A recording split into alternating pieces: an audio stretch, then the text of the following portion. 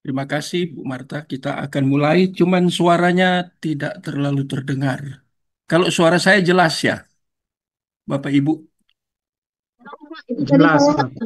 di ini Oke, soalnya oke. di PC ininya mic-nya. Ini malam ini, sebelum kita lanjutkan, saya sangat berterima kasih untuk doanya, ya karena hari apa saya periksa di dokter jantung, rupanya seorang ibu, dia dosen di Universitas Erlangga kali ya. Dan dia dokter. Nah, dia yang periksa saya, seorang ibu ya. Kemudian saya diminta untuk rekam jantung, jadi pindah ke kamar sebelah yang untuk merekam jantung dan hasilnya dicek, cukup teliti dia cek ya. Puji Tuhan, jantung saya tidak ada masalah dan rupanya hanya ganti obat darah tinggi. Itu diturunkan dosis, diganti obatnya. Nanti sebulan ini saya harus kembali ke beliau untuk periksa lagi jantung. Cuman waktu saya sebelum ke Siloam, saya ke Vaskes 1 itu di Universitas Erlangga. eh, Harus ada dua pemeriksaan, bukan hanya jantung, tapi nanti ada pemeriksaan lebih apa ya, semacam general check gitu. Nah, jadi saya seminggu lebih baru saya akan ke Siloam untuk kemudian lihat general check ya. Jadi kolesterol, kalau darah tinggi sudah pasti ya. Jadi ada kolesterol, ada beberapa hal yang diperiksa lagi. Jadi dua pemeriksaan supaya sekalian beres. Tapi sangat bersyukur karena jantungnya menurut dokter ya tidak ada masalah, tidak ada masalah dengan jantung. Ya itu saja yang saya sampaikan. Cuma tolong tetap doakan karena saya akan general check. Jadi nanti kelihatan ya. Bengkaknya juga sudah turun, yang di kaki dan betis sering kram sudah turun, sudah nggak pernah lagi. Ya. Karena rupanya memang yang pertama itu pengaruh obat darah tinggi itu ya. Sudah hampir 6 tahun saya minum itu dengan dosis tinggi, itu 10 mili, sehingga kemarin diganti obat baru dengan 8 mili. Kalau itu juga belum bisa, nanti ke 16 mili menurut dokter. Tapi dia uji dulu. Sebelum obat habis, saya harus kembali ke Siloam untuk diperiksa. Itu saja ya. Malam ini kita tetap dengan tema ini, tapi ada hal yang sangat urgent, sangat penting terkait dengan tema predestinasi ini, yaitu tentang predestinasi diintegrasi dengan kedaulatan Allah. Dan ketika kita belajar khusus tentang kedaulatan Allah, ini bukan hal yang mudah. Ini hal yang sangat serius karena bicara tentang bagaimana predestinasi itu terjadi secara khusus karena kedaulatan Allah. Jadi eh, hal yang paling penting di dalam predestinasi yaitu masalah kedaulatan Allah. Nah, dan bagian dari kedaulatan Allah ini nanti kita pelajari dulu hal yang kemarin kita sudah pelajari tentang kekuasaan ya. Sangat gitu kita lihat. Ini kedaulatan Allah. Nah, ini kuasa Allah. Nah, tapi kuasa Allah itu bentuknya bagaimana? Banyak orang di dalam gereja hanya bicara tentang kuasa Allah, tapi tidak dijelaskan secara mendalam. Ya, bagaimana kuasa Allah itu terjadi khususnya terkait dengan predestinate. Ya, jadi subtema besarnya kedaulatan Allah, tapi di dalam kedaulatan Allah ini ada beberapa subtema. Ya, dan malam hari ini kita akan mempelajari hal yang seringkali terabaikan, bahkan ini tidak pernah dibicarakan ya atau dijelaskan baik di Kalau di gereja ya terlalu umum ya. Yang harus dibicarakan di sini ini di PA lah, di gereja oke di PA. Kalau khotbah ini tidak mudah. Kalau Bapak Ibu mau angkat satu khotbah dengan tema kedaulatan Allah, Bapak Ibu mungkin harus khotbah mungkin sampai 6 minggu atau bahkan 8 minggu hanya dengan satu tema. Karena cukup luas, nanti kita lihat itu ya. Dan sekarang kita akan lihat bukan di kuasa Allah lagi, tapi kita akan lihat di sini. Nah, ini bagian dari kedaulatan Allah. Nah, ini kepenuhan Allah yang mandiri. Ya, Allah dan kepenuhan Allah yang mandiri. Nah, ini penting sekali. Ya, saya mengutip dari Cornelius Van Til, ya, seorang teolog. Dia sudah meninggal. Ini sangat terkenal. Bukunya banyak disadur ya oleh beberapa banyak penulis yang mengambil dari pemikiran-pemikiran dari Cornelius Van Til.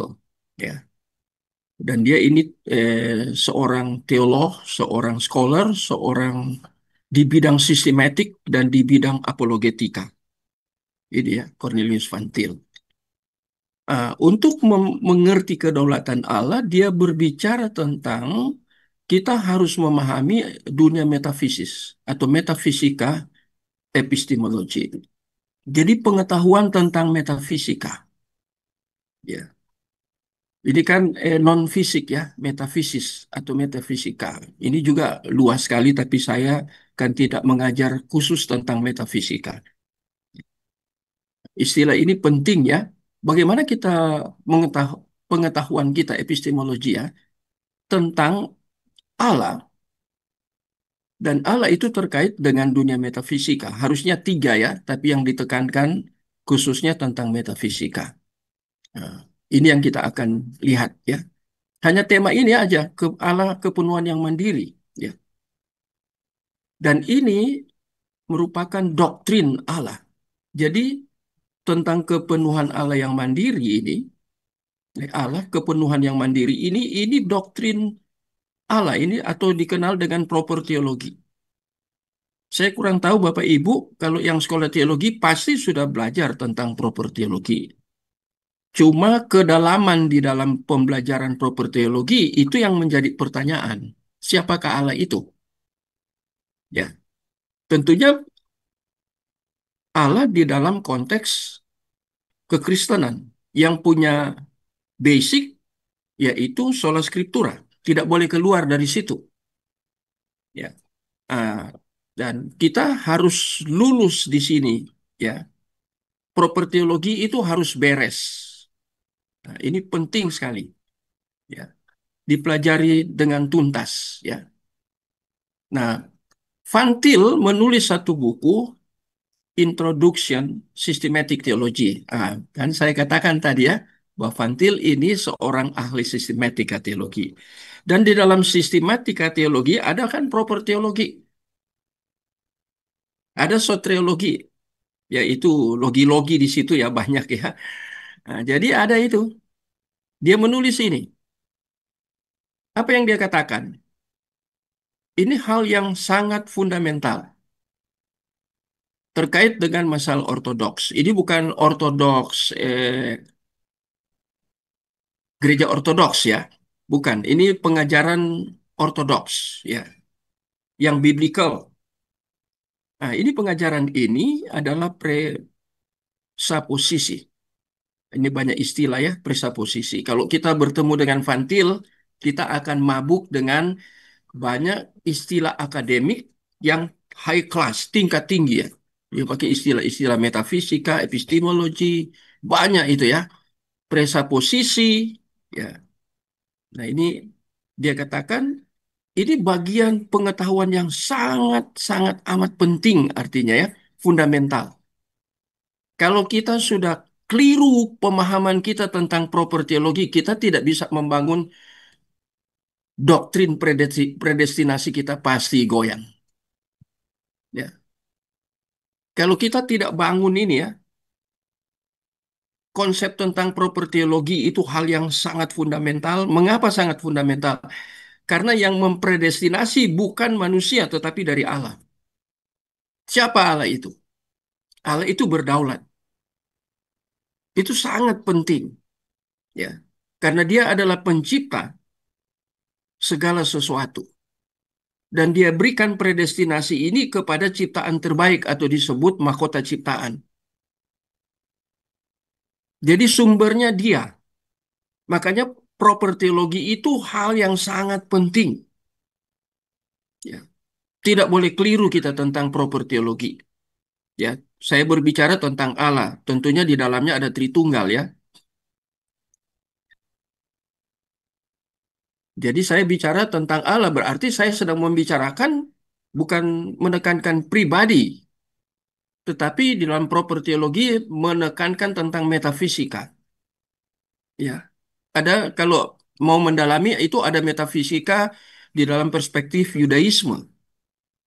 Ya, ada metafisika di dalam filsafat. Ya, ada metafisika di dalam agama-agama lain, metafisis ya, atau metafisika. Ada metafisika yang berbasis sola scriptura. Yang paling penting yang terakhir ini, metafisika yang berbasis sola scriptura. Jadi ini doktrin tentang propertiologi menjadi dasar untuk kita membangun doktrin dari predestinasi. Karena Allah di situ merupakan sumber, ya. Ini hal yang sangat fundamental. Saya tidak baca semua ya. Ah, sekarang ini lagi saya munculkan. Saya sudah pernah katakan ini dua istilah ini, tapi malam ini muncul lagi.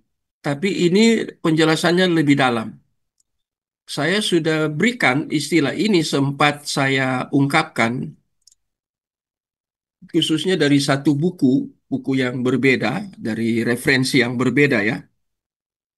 Apa yang bukunya Andre Hoffer, Gary Scott Smith ya, itu dua penulis besar. Itu mereka satu editor, dua-dua editor ya. Itu Andre Hoffer itu menulis juga ini istilah ini, self existence Allah. Ini yang paling penting ini ya di dalam propertiologi yang kita lihat di sini tentang kepenuhan yang mandiri dari Allah ini, itu yang kita harus lihat self existence. Jadi eksistensi pribadi Allah ya itu. Ini menentukan segala sesuatu. Penting ya eksistensi ini self existence ya tentang keberadaan pribadi Allah ini. Ya ada self di situ ya. Itu menentukan segala sesuatu. Jadi pengenalan tentang pribadi Allah melalui sola scriptura itu menjadi kunci. Nanti kita kemudian kaitkan ini dengan doktrin predestinasi. Jadi bagaimana Allah itu sendiri secara hakikat tentunya ya. Saya tidak menekankan pribadi tadi ya. Di dalam hakikat itu kan ada tiga pribadi ya. Jadi saya menekankan tentang propertiologi ini menekankan tentang hakikat Allah.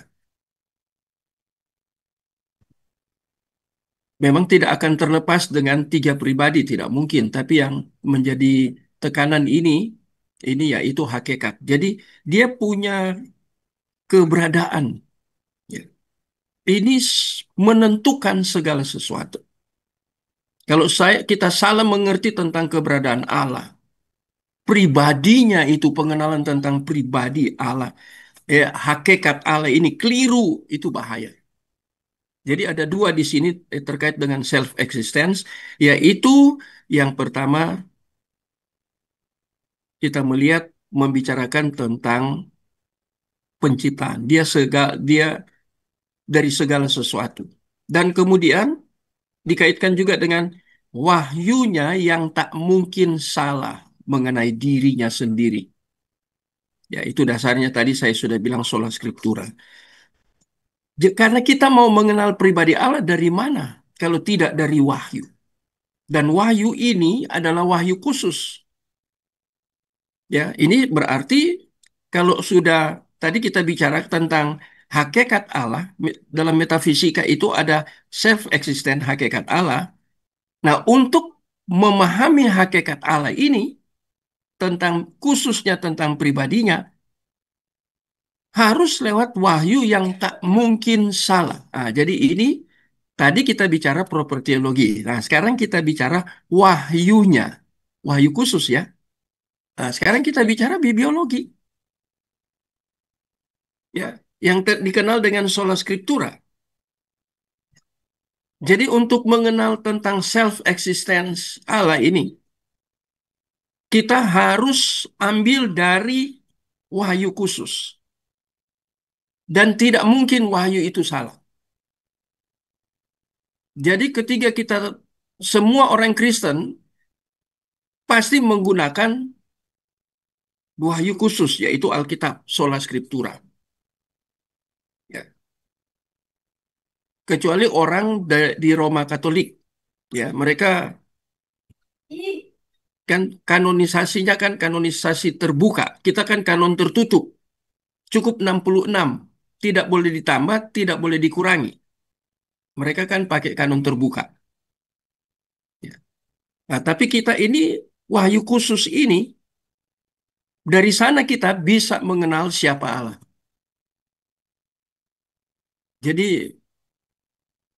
kita lihat ada kaitan yang disebut dengan konsep paradoks karena di apa ya integrasi antara propertiologi sekarang dengan bibliologi. Mengapa kita harus berpikir seperti itu? Karena untuk membangun propertiologi kita harus basisnya bibliologi. Masalahnya di dalam bibliologi ketika kita eh, mempelajari tentang propertiologi melalui sola scriptura ya, Alkitab yang sudah tercatat itu ya, di dalam wahyu yang tertutup. Hanya 66 kitab. Ada masalah di situ. Masalahnya di mana? Ketika kita membicarakan tentang Allah kepenuhan yang mandiri. Masalahnya di mana? Masalahnya di dalam interpretasi atau penafsiran kita. Tentang apa yang tertulis kan kita harus tafsir. Khususnya berbicara tentang proper teologi atau doktrin tentang Allah. Nah, itu kan perlu tafsir. Nah, nanti kita lihat sebentar di bawah ada masalah ini tentang penafsiran khususnya terkait dengan subtema ini Allah kepenuhan yang mandiri. Ini ada masalah nanti. Ya, saya mau ya apa ya mengajak dan merangsang Bapak Ibu yang belajar untuk berpikir secara dalam. Tidak hanya sekedar berpikir ya Allah itu Allah punya kuasa. Stop di situ. Enggak. Mengapa disebut Allah kepenuhan yang mandiri? Itu penting. Dari mana kita bangun Allah kepenuhan yang mandiri? Harus berdasarkan wahyu khusus.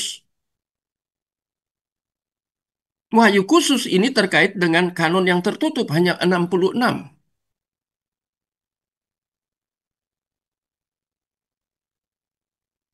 Ini harus beres dulu. Kalau ini bermasalah, wah ini kita akan mengalami kesulitan yang besar. Dan tadi saya sudah katakan, semua orang Kristen, semua teolog pasti belajar Alkitab. Apalagi kalau dia sebut Kristen ya, bukan Roma Katolik. Nah, pasti belajar Alkitab. Tapi waktu belajar Alkitab kan harus diinterpretasi Alkitab itu. Itu Alkitab itu harus ditafsirkan. Terkait dengan doktrin proper teologi itu kan harus ditafsirkan. Masalahnya ini yaitu masalah di dalam penafsiran. Khusus terkait dengan doktrin Allah atau proper teologi. Jadi ini ya, saya tekan berulang-ulang ya. Kita sekarang ada di poin tentang self-existence.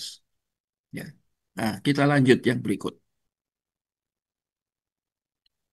Nah, sekarang self-existent, ini penjelasan lebih lanjut, merujuk kepada fakta. Allah sama sekali tidak bersifat korelatif. Wah, ini yang saya bilang susah. Kalimat-kalimat seperti ini bukan kalimat yang apa ya, yang familiar dengan kita, yang ada dalam gereja. Bahkan mungkin yang ada dalam sekolah teologi sekalipun. Kalimat yang seperti ini, ya, ini self existence ini terkait dengan Allah sama sekali tidak bersifat korelatif. Apa artinya korelatif? Ya, artinya saya harus menjelaskan ini sangat berhati-hati karena kalau saya menjelaskan keliru kita akan bidat atau heresi. Kalau saya tidak jelaskan, kenapa tidak bersifat korelatif? Korelatif ini kan tentang hubungan. Mengapa disebut tidak bersifat korelatif? Korelatif dalam apa? Padahal Allah berhubungan dengan ciptaan. Nah, ini tidak bersifat korelatif, ya. Artinya apa? Secara spesifik. Artinya, ya, itu ada kata atau bergantung kepada apapun yang di luar keberadaannya sendiri. Nah, ini kemandirian Allah ya. Jadi Allah di sini ketika dia mengambil keputusan apapun yang dia putuskan, dia tidak bergantung kepada apapun di luar keberadaan dia sendiri, existence ya, self existence. Di luar keberadaan pribadinya sendiri, hakikatnya sendiri. Dia tidak bergantung kepada siapapun di luar dia. Selain dia, di luar dia itu siapa? Ciptaan semua kan? Malaikat pun ciptaan. Apapun di luar diri Allah itu kan ciptaan. Apakah Allah bergantung kepada ciptaan? Allah berkorelasi dengan ciptaan. Tetapi bukan berarti Allah bergantung kepada ciptaan. Tidak. Ini yang tekanan tentang self existence ini tidak bersifat korelatif. Mengapa? Atau bergantung kepada apapun di luar keberadaannya sendiri. Dia tidak bergantung. Kalau dia sampai bergantung berarti dia bukan Allah. Kalau manusia kan kita kan tergantung kepada Allah. Di antara kita aja saling ketergantungan. Ilustrasi yang terkecil di antara yang sudah berkeluarga kan, istri bergantung ke suami, suami bergantung ke istri, anak-anak saling ketergantungan. Kita juga hidup secara sosial kan saling saling membutuhkan satu dengan yang lain. Mengapa kita saling membutuhkan satu dengan yang lain? Karena kita tidak sempurna. Ada kelebihan kita, ada kekurangan kita. Yang kekurangan kita di orang lain itu kelebihan dia. Jadi kita butuh dia. Saya beri contoh lah kalau dalam dunia pendidikan. Ya, biasanya kalau di SMA kan itu ada, ya sekarang sudah tidak ada ya, masih ada ya penjurusan ya. Ada IPA, ada bahasa, ada apa lagi ya? Ada tiga itu ya. IPA, bahasa, apa lagi satu. Wah, saya kadang lupa ya, sudah lama nggak di SMA. IPS, Yang satu apa kira-kira Bapak, Bapak Ibu? IPS. Ya, IPS. Ya, terima kasih Pak Ben. IPS. Nggak semua anak yang paling hebat katanya IPA. IPA dia hebat di dalam IPA-nya, tapi mungkin di dalam dunia bahasa dia kurang. Atau di dalam dunia IPS dia kurang. Kadang orang tua di dalam dunia pendidikan, kalau anak itu jurusan IPA, waduh bagus banget, oh pinter sekali IPA. Enggak juga. Karena kita bukan manusia yang utuh atau sempurna, lengkap, perfect. Kita pasti punya kekurangan. Lihat aja di dalam dunia teologi ya, ada orang yang begitu hebat dalam dunia sistematik teologi. Ada orang yang begitu hebat dalam dunia biblical teologi. Ya, ada orang yang begitu hebat di dalam dunia praktika. Ya, seperti penggembalaan, dalam penggembalaan terkait dengan konseling. Ada orang yang begitu hebat dengan misi. Nah, itu kan untuk saling memperlengkapi. Mengapa butuh saling memperlengkapi? Itu artinya saling memperlengkapi, itu kita tergantung satu dengan yang lain. Tapi kalau kita berbicara tentang self-existence, Allah tidak berkorelasi, ya, tidak bersifat, ya, atribut dia tidak berkorelasi, korelatif atau bergantung kepada apapun di luar dirinya. Ini poin penting di dalam self-existence. Jadi dia mandiri, ya, kepenuhan nanti terus nanti dia sampai ke kepenuhan yang mandiri. Tapi ini yang kita pelajari. Jadi dia tidak bergantung kepada siapapun. Dia mengambil keputusan, dia tidak menunggu atau dia butuh butuh apa input masukan dari luar dirinya. Tidak butuh dia. Dia cukup pada dirinya sendiri. Ya. Jadi dia disebut self-existence tidak bersifat korelatif atau bergantung kepada apapun di luar keberadaannya sendiri.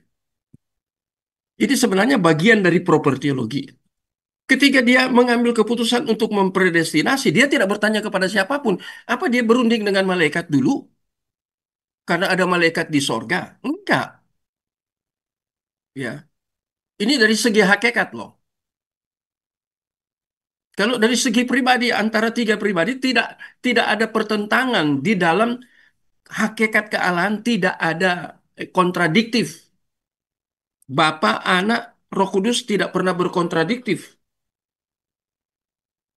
Mereka punya hakikat yang sama. Itu kan Tritunggal secara sederhana, ya. Jadi tidak mungkin berkontradiktif mereka di dalam hakikat yang sempurna sebagai Allah. Ya. Jadi kita lihat di sini, ketika Allah mengambil keputusan apapun terhadap ciptaan, dia tidak bergantung kepada ciptaan. Allah tidak pernah bergantung kepada manusia di dalam dia mengambil keputusan. Di dalam dia membuat rancangannya itu, dia tidak pernah bertanya kepada siapapun. Ya, ada seorang hamba Tuhan di Surabaya, ya, cukup terkenal karena dia eh, ada YouTube-nya banyak. Dia penulis buku, dia juga apa ya, sering, ya, YouTube sudah banyak. Dia penulis buku, pelajarannya juga banyak. Bapak Ibu bisa cari di sarapan pagi, ya. Kalau saya ngomong sarapan pagi, Bapak Ibu pasti tahu, ya. Dia seorang ibu, dia orang hukum, ya, di sekolah di Untak sini, ya, di Surabaya. Nah, ketika dia membahas, bisa Bapak Ibu cari YouTube-nya, dia membahas Kejadian pasal 1 ayat berapa, ya? 26 27, ya. Coba saya lihat, nah, supaya saya tidak salah bicara, ya. Baiklah kita, ayat 26. Berfirmanlah Allah, baiklah kita. Kata kita di situ kan jamak, plural. Dia katakan kata kita ini Allah berunding dengan malaikat di dalam menciptakan manusia. Ya, jadi Allah katanya berunding dengan malaikat. Baiklah kita menjadikan manusia menurut gambar dan rupa kita. Jadi kalau itu imago Dei itu menurut gambar dan rupa kita, berarti mirip Allah, mirip malaikat gitu. Jadi dia katakan ini sidang dengan malaikat. Tapi waktu saya mendalami ini dan ibu ini banyak diserang oleh para apologet kita. Bisa cari YouTube-nya. Bahwa Allah tidak berunding dengan malaikat ciptaan. Allah di dalam tiga pribadi ini mengambil keputusan yang sama untuk menciptakan manusia sebagai imago Dei. Jadi bukan berunding dengan malaikat. Kalau kita melihat di sini, ini, ya, self-existence. Nah, sampai kemudian malaikat masuk di dalam self-existence, berarti malaikat itu dia setara dengan Allah. Ini dia mau menciptakan serupa dan segambar dengan dia. Mana boleh berunding dengan malaikat? Tapi itu yang saya katakan tadi, ini kan interpretasi. Dan interpretasinya sangat-sangat meleset. Ya. Karena Alkitab, kata kita kan itu harus ditafsirkan. Dia tafsirkan itu Allah berunding dengan malaikat. Nah, serupa dan segambar dengan kita berarti kalau malaikat dimasukkan, ini jadi melenceng, heresi. Tapi itu tafsirannya. Dia tulis, dia katakan ya di dalam YouTube. Saya karena dia terkenal, maka saya juga membaca tulisan-tulisannya. Saya juga mengikuti YouTube-YouTube-nya karena dia terkenal. Dan banyak pengikutnya di Indonesia. Bahkan dia mengajar salah satu sekolah di Bekasi apa di Jakarta sana. Sekolah yang besar, yang terkenal. Dia ada di situ. Tapi interpretasi dia tentang plural itu di dalam Kejadian 1 ayat 26, dia melenceng. Keluar dari track, keluar dari apa ya, jalur yang seharusnya dia ada di situ ya. Dia keluar. Nah, Allah tidak butuh malaikat self-existence. Ya, dia tidak bergantung kepada apapun di luar keberadaannya sendiri. Enggak, karena dia Allah, dia pencipta. Dia sempurna, dia absolut, makanya dia tidak perlu bergantung. Termasuk di dalam doktrin predestinate yang kita sudah pelajari. Ini sudah pertemuan keberapa? Kelima. Ya, dia tidak bergantung kepada siapapun. Ini harus menjadi pegangan kita yang kuat. Ya. Dalam dia menyelamatkan, dia tidak bergantung kepada siapapun. Dalam dia memberikan anugerah, dia tidak bergantung kepada siapapun. Tidak bisa. Apalagi kalau konsep anugerah ini terkait dengan manusia telah dibelenggu oleh dosa. Manusia telah mati. Itu kan istilah-istilah biblikal ya. Manusia mati. Manusia dibelenggu. Ya, dulos hamartia itu. Kalau sudah dulos hamartia, manusia sudah dibelenggu, diikat gitu ya, dibelenggu diikat. Harus ada yang melepaskan dari luar manusia itu sendiri yang sudah terbelenggu. Harus ada yang lepaskan, harus ada yang merdekakan supaya dia bebas, ya. Dan Yesus katakan, "Aku datang untuk memerdekakan kamu." Dari mana? Dari belenggu dosa. Itu kan di dalam Injil Yohanes. Jadi tidak bergantung kepada siapapun di dalam konteks soter atau keselamatan. Dia bergantung kepada dirinya sendiri. Bagian dari soter itu yaitu predestinate. Di dalam dia mempredestinasi, dia tidak pernah tanya kepada siapapun. Dia tidak pernah tanya kepada malaikat. Apalagi kepada manusia yang seluruhnya sudah dosa Adam, ya, dosa keturunan. Itu Roma pasal pasal berapa ya? Sampai saya lupa ya. Pasal 5 itu ya. Baca mulai ayat yang ke-12 itu terus baca sampai ke bawah. Ya, bahwa semua manusia telah berdosa karena Adam berdosa. Ya, jadi itu dosa keturunan.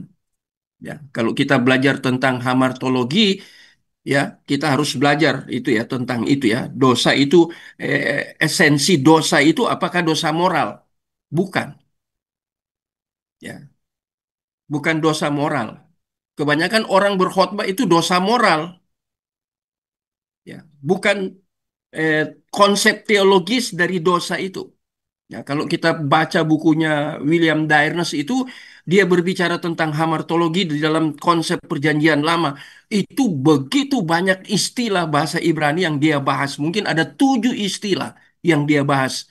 Saya membaca, meneliti apa yang ditulis oleh William Dyners tentang tema-tema di dalam perjanjian lama.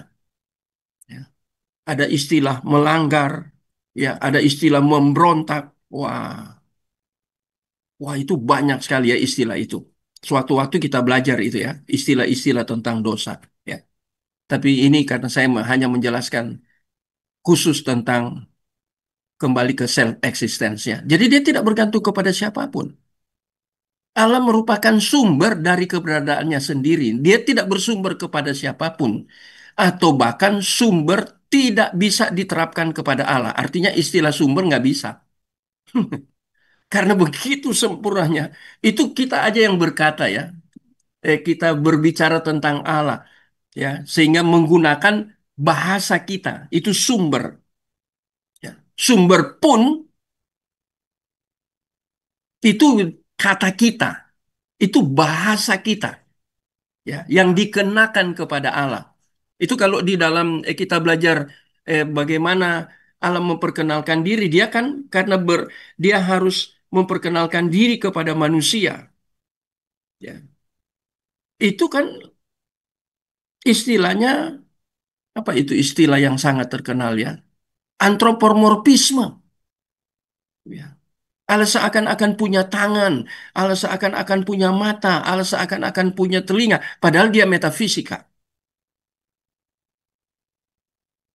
Kecuali ketiga, pribadi yang kedua berinkarnasi, yaitu Yesus. Nah, dia punya seutuhnya manusia. Ya. Jadi saya harus hati-hati berbicara ya tentang hakikat kealahan. Ya. Jadi kita lihat di sini ya, kata sumber aja itu bahkan tidak bisa diterapkan kepada Allah. Itu bahasa kita. Ini menunjukkan karena begitu besarnya Allah, kita diperkenankan untuk berelasi dengan Dia, dan Dia ketika berelasi dengan manusia, itu ada konsep ketika Dia berelasi dengan manusia, inkarnasi itu. Bukan berarti Dia berinkarnasi, tapi dalam pengertian ketika Dia berelasi dengan manusia, Dia harus menggunakan bahasa manusia. Apa itu bahasa manusia? Ah, itu tadi saya katakan di Perjanjian Lama. Mata Allah tidak kurang tajam, tangan Allah, telinga Allah, kaki Allah. Padahal Allah itu roh, metafisika kan? Atau metafisis, non-fisik. Ya, oke saya terus ya. Ini saya agak rem-rem di sini karena saya tidak mau terlalu cepat karena sangat berbahaya kalau saya terlalu cepat. Bisa saya keseleo lidahnya ya. Ini kita lagi bicarakan tentang Allah yang begitu sempurna, ya. Allah yang absolut, kemudian dengan bahasa saya kemudian mengkerdilkan Allah yang besar itu ya, Almighty. Itu saya tidak layak. Makanya dikatakan oleh Vantil, mau pakai kata sumber aja sebenarnya tidak cukup. Tidak bisa diterapkan kepada Allah. Allah sudah cukup pada dirinya sendiri. Ya. Nggak ada satu sumber pun dari luar keberadaannya dia. Kita kan lagi berbicara tentang self-existence. Ya. Allah adalah absolut. Ia cukup di dalam dirinya sendiri. Vantil meringkas konsep ini dengan rujukan Allah yang mandiri. Self-contained to God. Contained to God. Ya. Jadi Allah itu dia mandiri. Ya. Menggunakan kata mandiri. Ya. Jadi ada dua istilah yang muncul ya. Karena self-existence ini dia tidak bergantung kepada siapapun di luar dirinya, keberadaannya. Maka dia adalah Allah yang mandiri. Jadi keputusan-keputusan yang dia buat ya, dan kemudian dicatat oleh Alkitab itu di dalam kemandirian dia yang tidak mungkin tergoyahkan. Ini ditulis ini ya, ini absolut. Allah adalah absolut. Kalau kita bukan absolut, relatif. Relatif tidak bisa mempengaruhi absolut. Absolut bisa mempengaruhi relatif.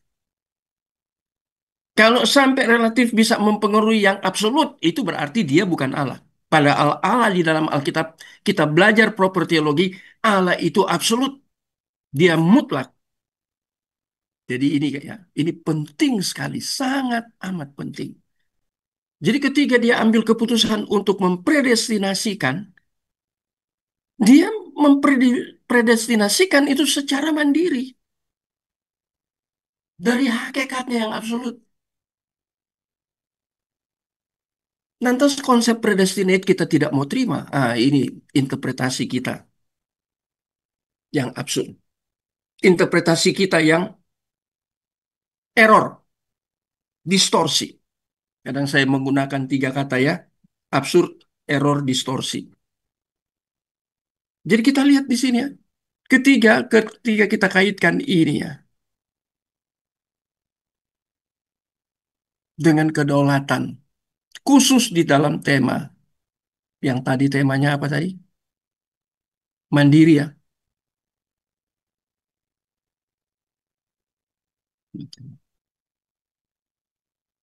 Kepenuhan yang mandiri. Jadi dia mandiri. Nah, sekarang kita lihat Van Til kemudian dia membaca Herman Weving, bukunya Herman Weving. Saya punya bukunya Herman Weving dalam bahasa Inggris. Oh, itu tebal, sekitar 600 halaman, tapi semua dalam bahasa Inggris ya. Herman Weving menulis sesuatu yang begitu dalam, ya, sistematik teologi. Nah, sekarang Van Til mendukung apa yang dikatakan oleh Herman Weving. Tentang apa? Nah, sekarang Herman Bavinck berbicara tentang segala sifat Allah. Nah, ini kata sifat ini, ya, attributes. Nah, ini saya mau menjelaskan di bagian berikut ini, mesti dengan sub, ya, kepenuhan mandiri ini dia punya sifat, attributes, yang lain di dalam self existence. Ya, maka Van Til membahas ketidakberubahan Allah. Jadi sifatnya dia tidak bisa berubah.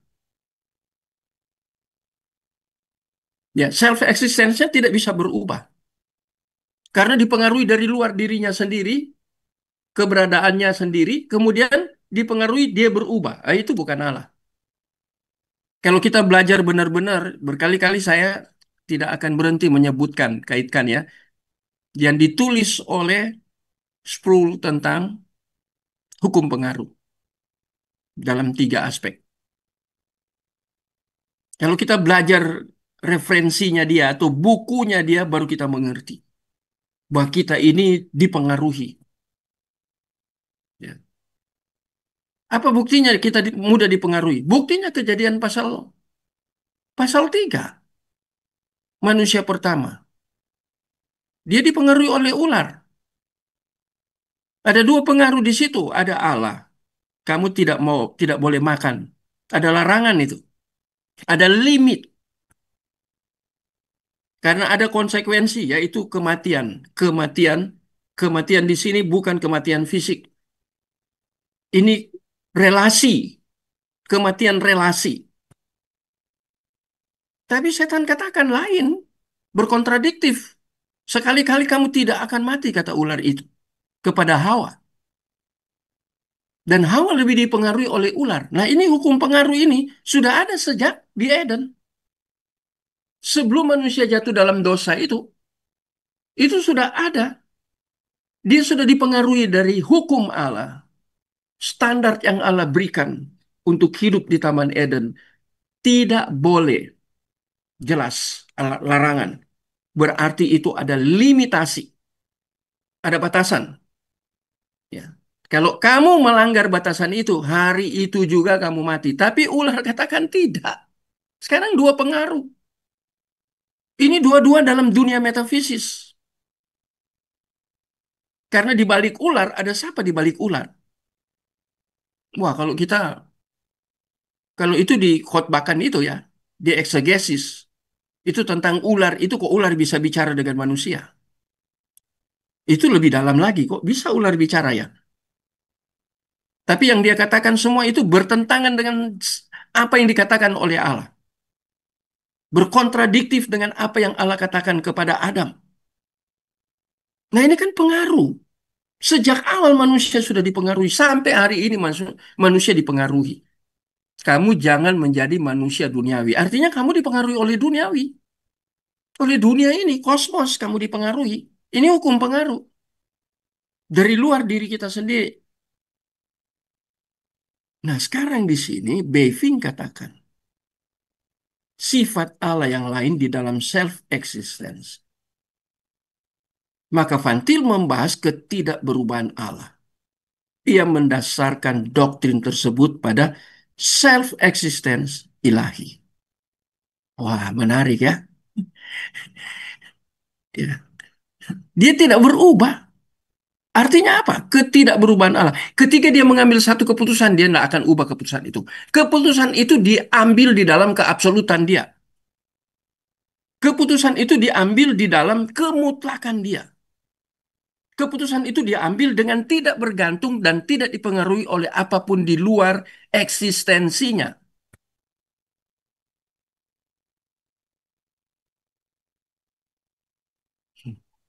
Kalau umpamanya ilustrasi ya, saya senang dengan ilustrasi ya supaya lebih sederhana. Waktu Pastor Denny berdoa, kan sering berdoa kan? Apalagi hamba Tuhan. Ya jangan hamba Tuhan, semua orang Kristen kan harus berdoa. Waktu berdoa, entah gaya doanya macam-macam ya, style ya. Ya. Kalau saya berdoa kadang sudah tidak tutup mata.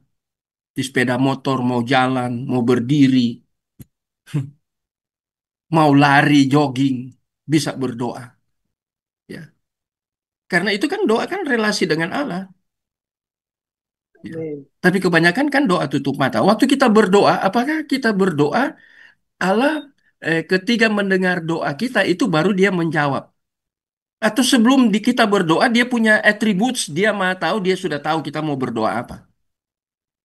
Apakah doa kita itu yang menggerakkan Allah? Hati-hati. Saya pernah diminta apa ya? Penerbit buku yang ada di Semarang ya.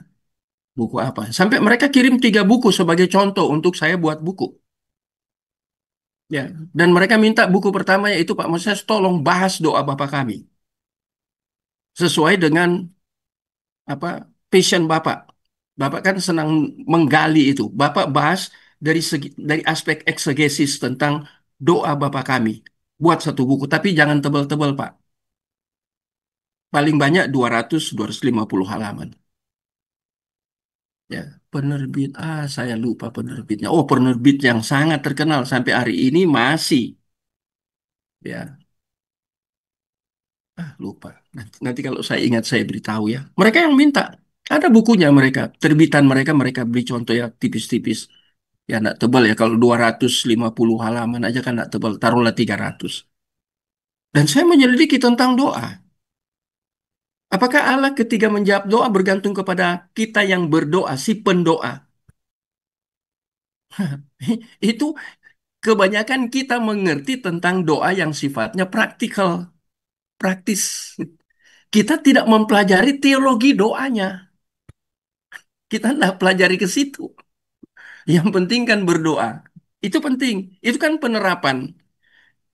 Tapi dasarnya itu harus teologis tentang doa. Hal berdoa aja nggak gampang loh kalau dibahas. Kalau mau diteliti secara biblikal ya. Ya, Allah Maha tahu mengapa Rasul berdoa.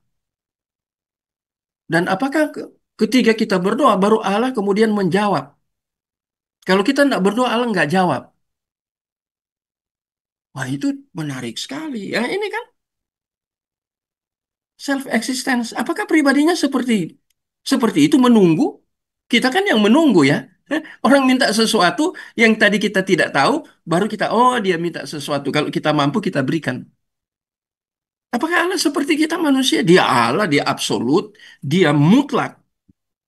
Keberadaannya tidak bergantung kepada apapun. Ya. Tadi itu ya. Jadi dia tidak bergantung kepada doa-doa kita pun. Wah, dia mau kita berdoa. Berdoa itu kan berelasi dengan dia secara intim. Itu kan konsep doa. Tapi bukan berarti Allah itu bergantung kepada doa kita.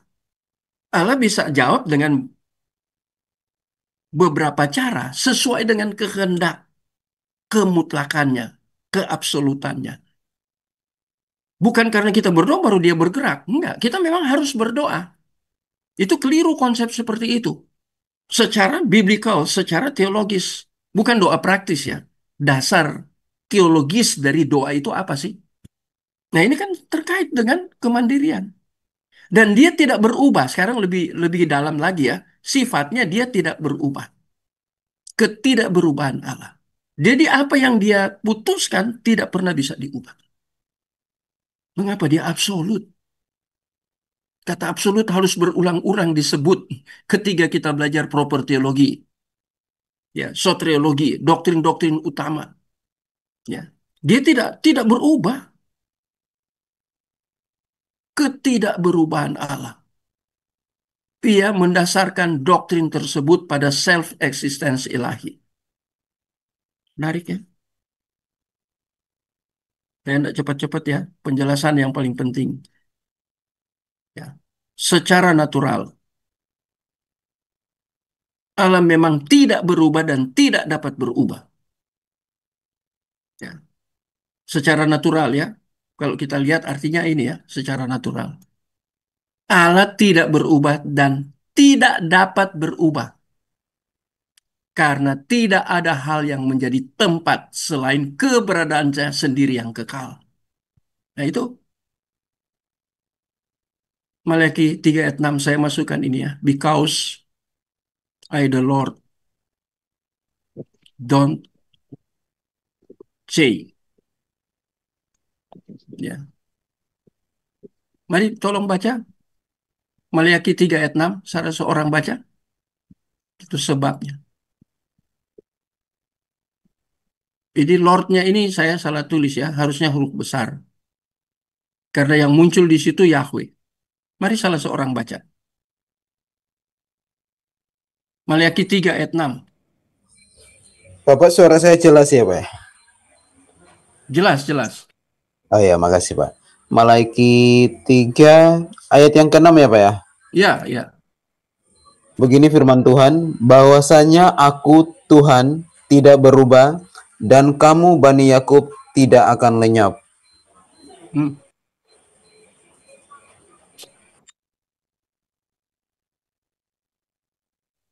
Tuhan tidak berubah. Ya, Maliaki 3 ayat 6.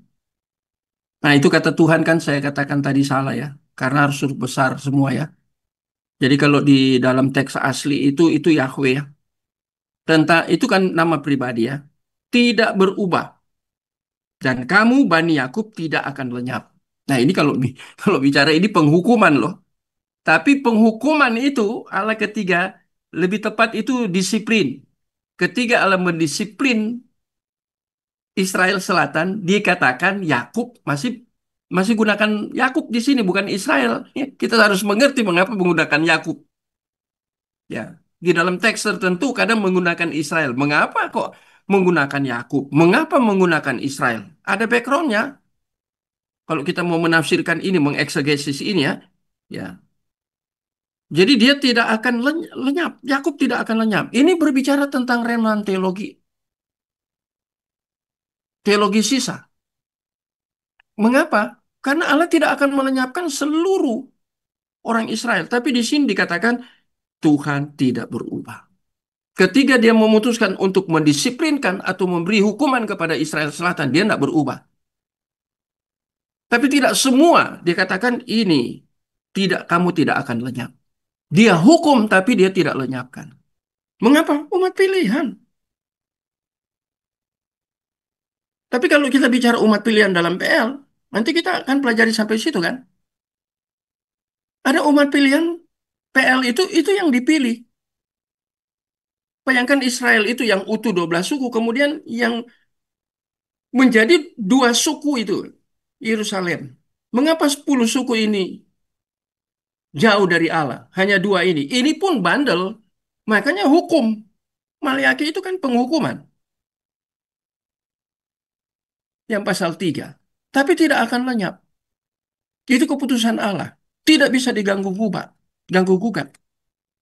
Nah ini yang dikatakannya. Tidak berubah. Ya. Dia tidak berubah change. Sanity. Ini kata change ini dari kata ini ya. Dari kata sana. Bahasa Ibraninya.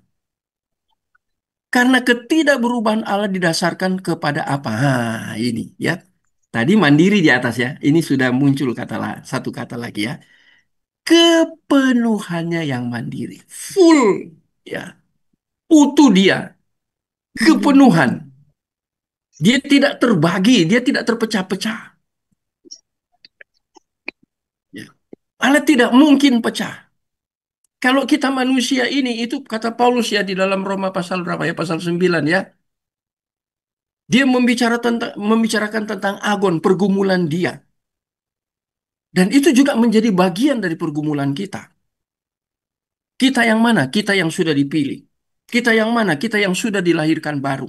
Kita yang mana? Kita yang sudah dibaptis oleh Roh Kudus. Kita yang mana? Kita yang sudah dimeteraikan oleh Roh Kudus. Kita yang mana? Kita yang di mana Roh Kudus tinggal selama-lamanya dengan kita, tapi kita bisa mendukakan Roh Kudus. Karena kita lebih mengikuti keinginan daging kita, sarkinois kita. Sehingga Paulus katakan, aku tahu apa yang baik, tapi justru yang aku lakukan, yang aku tidak mau. Split di dalam diri pribadi Paulus, split. Dari segi pengetahuan, yes. Tapi dari segi penerapan hidup kadang bertentangan dengan yang dia tahu. Itu Paulus. Itu terjadi perdebatan memang. Saya sudah membaca itu karena saya pernah buat seminar itu. Yang pertama kali minta seminar itu tentang agon untuk personal pribadi seorang yang sudah dalam Tuhan, pergumulannya dia, konflik di dalam hidupnya sebagai seorang pribadi siapapun dia. Apa dia hamba Tuhan, dia dosen teologi, dia jemaat awam. Itu ada pergumulan dalam seluruh hidupnya. Ya, selama dia hidup pasti ada pergumulan. Pergumulan apa? Karena dia harus tunduk kepada Allah. Tapi dia bisa dipengaruhi dari luar. Dari luar itu dua, dipengaruhi oleh dunia, dipengaruhi oleh kuasa kegelapan. Jadi itu pergumulannya. Efesus bilang apa itu? Kenakanlah seluruh perlengkapan senjata Allah. Karena ada musuh. Musuh itu bisa serang kita. Dan musuh itu tiap hari mau serang kita untuk hancurkan kita. Di situ kita konflik. Ini menarik kalau bahas-bahas seperti ini. Ya, Allah itu kepenuhan yang mandiri, dia tidak pecah. Kita orang Kristen masih ada keinginan daging. Sehingga kita bisa mendukakan Roh Kudus. Makanya di Efesus Paulus katakan, hendaklah kamu penuh dengan Roh Kudus. Itu kalimat perintah. Kata hendaklah itu kalimat perintah, imperatif. Penuh dengan Roh Kudus. Mengapa? Karena kita bisa di bagian lain, masih di Efesus Paulus katakan, kamu bisa mendukakan Roh Kudus. Caranya mendukakan Roh Kudus dengan apa? Hidup secara daging. Atau hidup secara duniawi. Kristen dia, yes. Sudah lahir baru, yes. Sudah bertobat, yes. Apakah dia sempurna? No, belum. Masih diproses seumur hidup. Proses kita itu berakhir waktu kita masuk peti. Orang Kristen kan kalau mati dikuburkan ya. Ketiga masuk peti. Selama itu kita bergumul. Belajar itu dikata agon agonisomai. Kalau mau pelajari itu lebih dalam lagi. Saya kasih buku. Saya sudah berkali-kali, Bu. Ya, ini. Chamberlain tulis itu. Dia menulis panjang lebar di buku ini tentang apa itu pergumulan konflik di dalam kekristenan. Menarik. Tapi Allah tidak. Tidak split, tidak pecah. Ya. Dia punya kepenuhan dan kepenuhan yang mandiri. Maka ia tidak ya, tidak akan ketidakperubahan dari penggerak yang tidak bergerak. Ini ini saya kecilkan dulu. Ya, ini hati-hati di sini ya. Tadi kepenuhan saya sudah jelaskan ya.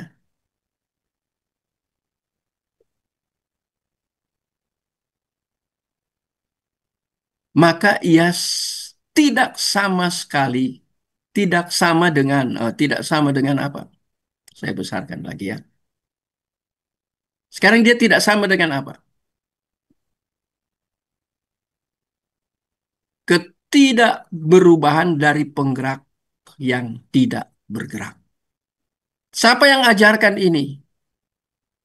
Aristoteles. Siapa penganut Aristoteles? Thomas Aquinas. Thomas Aquinas kan pengajarannya lebih dipengaruhi oleh filsafat. Antri berapa lama? Ini yang bahaya Thomas Aquinas ini. Bapak Ibu kan sudah baca sudah pelajari tentang konsep-konsep Thomas Aquinas. Bagaimana konsep filsafat dari Aristoteles. Ini Aristoteles bicara tentang penggerak yang tidak bergerak. Tapi penggerak yang tidak bergerak bukan Allah yang di dalam Alkitab. Bukan. Ini dari konsep filsafat Thomas Aquinas. Thomas Aquinas berbicara tentang penggerak. Sesuatu yang penggerak ya. Dinamis berarti ya. Tapi yang dinamis itu tidak bisa seperti tadi saya jelaskan di atas ya. Tapi dia menggunakan bukan Allah, dia menggunakan penggerak. Karena dia filsafat. Nah, penggerak ini dia tidak bergerak. Dia ini konsisten. Dia ini mandiri, tidak bergerak. Tapi dia bukan Allah. Alkitab. Aristoteles tidak mengerti Allah, tidak berbicara tentang Allah Alkitab. Dia bukan orang Kristen. Dia tidak percaya Allah Alkitab. Aristoteles ini filsuf. Bahaya sekali ya, filsafat itu kalau kita tidak hati-hati, bahaya. Saya ngajar filsafat. Saya membaca pikiran-pikiran ya, tokoh-tokoh filsafat itu.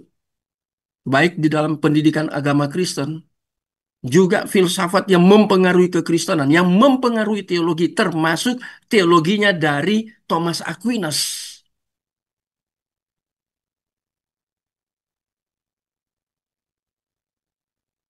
Jadi, Van Til lagi katakan yang dimaksud di sini tentang ketidakberubahan Allah. Ya, because I Lord don't change. Ya, sebab Allah tidak berubah. Ya, yang dimaksud di sini bukan dalam pengertian filsafat Aristoteles, enggak. Yang dimaksud di sini ini adalah konsep biblical, konsep teologis, konsep Alkitabiah. Harus dibedakan. Dia langsung buat apa ya? Buat pembedaan yang sangat menarik.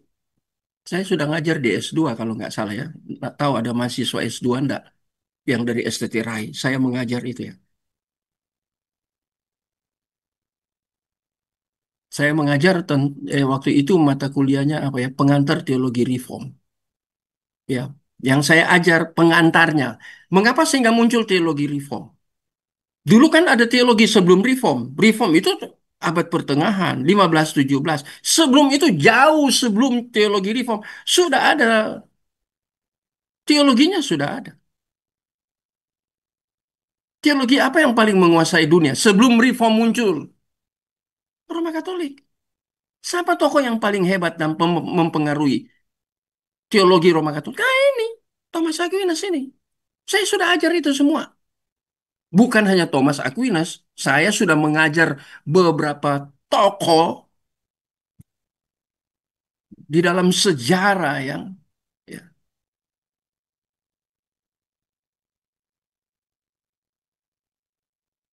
Roma Katolik. Saya sudah mengajar semua. Ya. Memang enggak, karena waktu ya, karena ada batas, jadi saya enggak semua saya apa munculkan. Tapi materinya banyak, apalagi tentang Thomas Aquinas. Mengapa saya tekan tentang Thomas Aquinas waktu ngajar? Yang dia berbicara tentang penggerak tidak bergerak. Dia orang Katolik. Dia seorang filsuf. Sama seperti Immanuel Kant. Ya, dia Kristen, dia bukan Katolik. Wah, kalau Bapak Ibu belajarin tokoh-tokoh yang seperti ini, pikirannya masih mempengaruhi gereja sampai saat ini. Masih mempengaruhi para scholar, teolog yang mengajar di sekolah-sekolah teologi itu.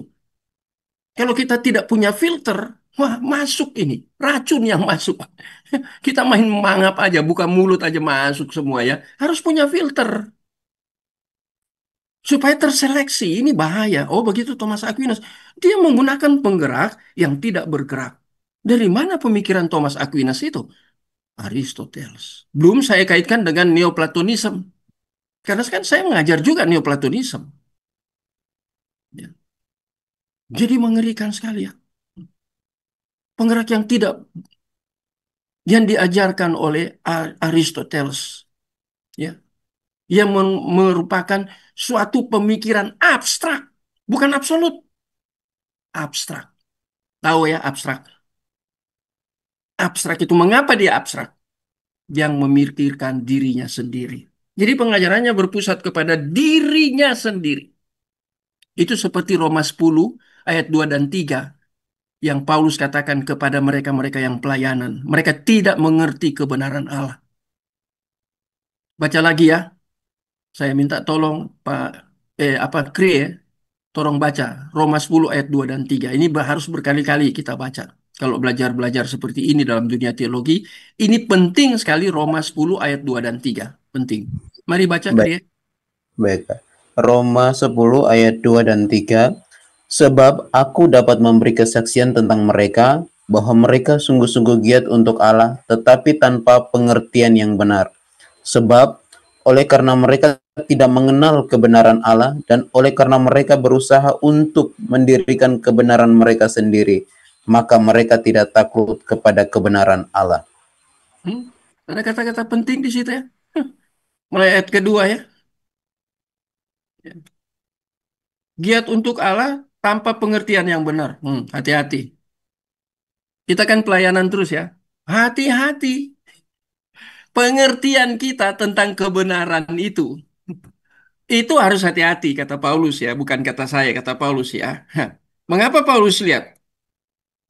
Paulus memberi alasan. Sebab karena mereka tidak mengenal kebenaran Allah, nggak kenal. Makanya nggak ngerti, ya. Mereka tidak mengenal kebenaran Allah. Dan oleh karena mereka berusaha untuk apa? Usaha. Usaha dari diri sendiri, sentralnya, pusatnya dari diri sendiri. Untuk mendirikan kebenaran mereka sendiri. Maka mereka tidak takluk kepada kebenaran Allah.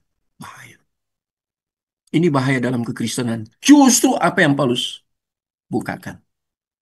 Apa yang Paulus singkapkan. Orang tidak ngerti kebenaran Allah. Tapi pelayanan terus. Dinamis. Semangat, semangat. Nggak cukup semangat kalau nggak ngerti. Semangat perlu. Saya kalau ngajar-ngajar kayak gini, semangat. Kadang habis suara saya, tenggorokan terganggu. Semangat, tapi kalau isinya nggak benar, nah ini tanpa kebenaran Allah. Semangat bisa menyala-nyala, tapi pemahaman harus mengimbangi itu balance. Itu ya. Ini keutuhan, tidak semangat doang. Hanya semangat tanpa mengerti. Ini satu keutuhan semangat dan pengertian tentang kebenaran. Itu nih, kebenaran Allah. Bukan kebenaran yang antroposentris berpusat pada diri sendiri. Ini kecelakaan dalam kekristenan. Sama ini kan. Aristoteles apa? Thomas Aquinas Kristen, tapi Kristen apa? Katolik. Dia dipengaruhi oleh apa? Filsafat. Memang rata-rata bapak-bapak gereja itu atau orang-orang seperti Thomas Aquinas ini, mereka lebih banyak dipengaruhi filsafat pada zaman itu.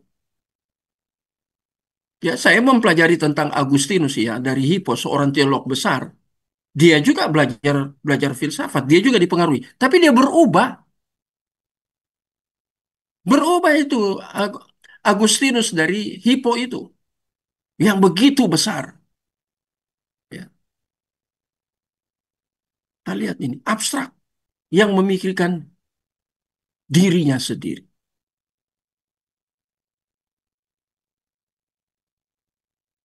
Mengerikan Bapak Ibu. Ini serius. Nah, sekarang kita lihat.